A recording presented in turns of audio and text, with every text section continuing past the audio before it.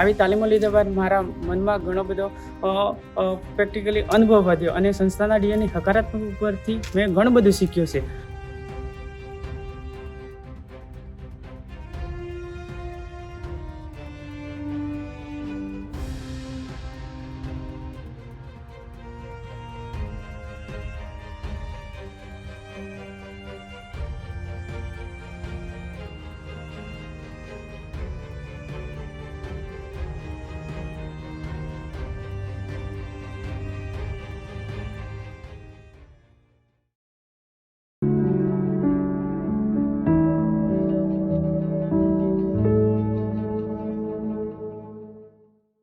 અમે નાના બાવળ શાળામાં નરેશભાઈ ખોખરિયા નામના શિક્ષકની નિમણૂક કરેલી છે, જે શાળામાં વિષયમાં અને લેખન વાંચન ગણનમાં મદદરૂપ થઈ રહ્યા છે.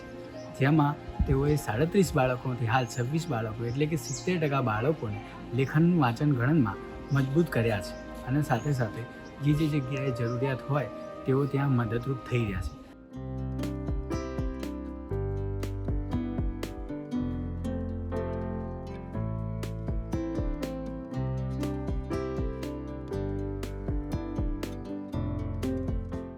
નાના બાવર પ્રાથમિક શાળા ખેડબ્રહ્મા સાબરકાંઠામાં અત્રેનું અંતરિયાળ ગામ છે, તેમાં નરેશભાઈ સાહેબ શ્રી ફરજ બજાવે છે. KR શ્રોફ ફાઉન્ડેશનના અંતર્ગત તેઓની શાળામાં ઉત્કૃષ્ટ કામગીરી રહી છે.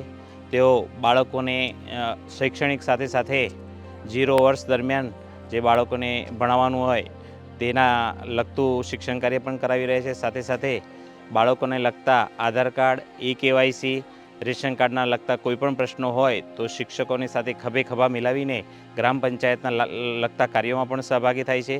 સાથે ચોમાસાની ઋતુ દરમિયાન પર્યાવરણની જાળવણી અંતર્ગત જે KR શ્રોફ ફાઉન્ડેશન મારફતે વૃક્ષોનું વિતરણ કરવામાં આવે છે, તેમાં પણ તેમનો ખૂબ જ સહયોગ રહેલો છે.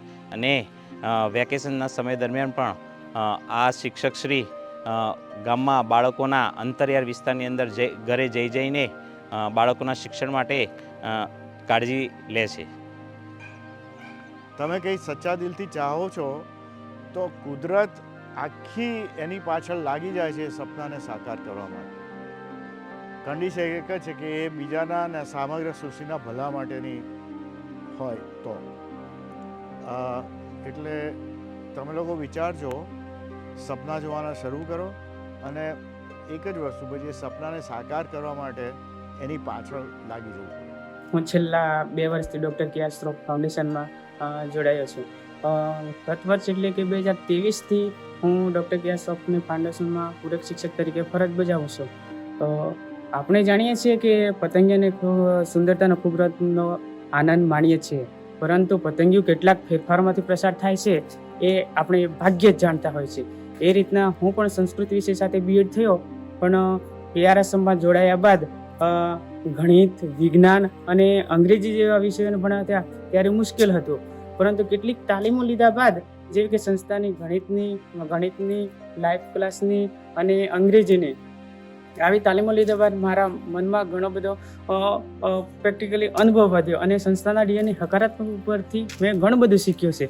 માટે ડીએનઓ એટલે કે નિડરતા, સમૂહભાવના અને પ્રામાણિકતા વગેરે જેવા પરથી હું સતત શીખતો રહ્યો છું.